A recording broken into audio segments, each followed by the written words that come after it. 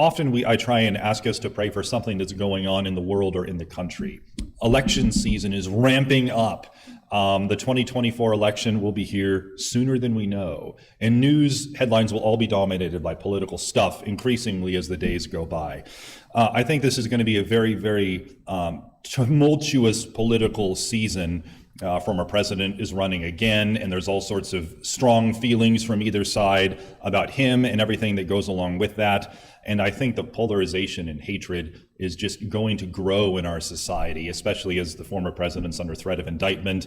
And it's just a lot of anger, a lot of hard feelings, and a lot of animosity is going to ramp up, probably, I think, worse than it was before. So it's not showing any signs of coming together and healing. You know, your coins, if you still use real currency and not just your credit cards, say e pluribus unum, out of many one.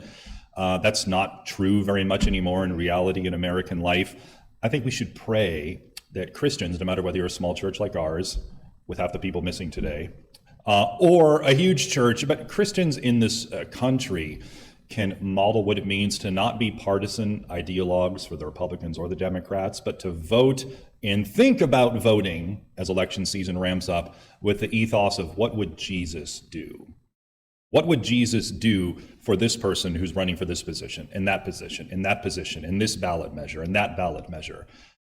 Christians have an opportunity to choose not to be partisan ideologues of the Republicans or the Democrats, and instead be a third thing and say, I want to be an ideologue for Jesus and his values. And Jesus's values don't precisely line up all the way on the GOP side or on the Democrat side. Jesus has his own thing going on with his own values.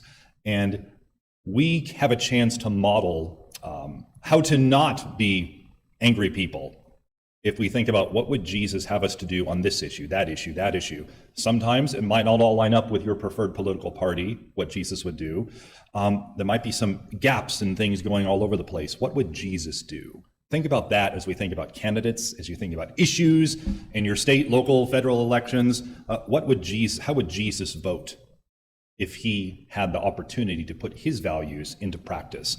And with Christians here in America, we can put his values into practice in a very imperfect way by voting according to what he would do, not according to the news people who we prefer to watch or to the Christian influencers who want you to vote straight line one way or another. What would Jesus do?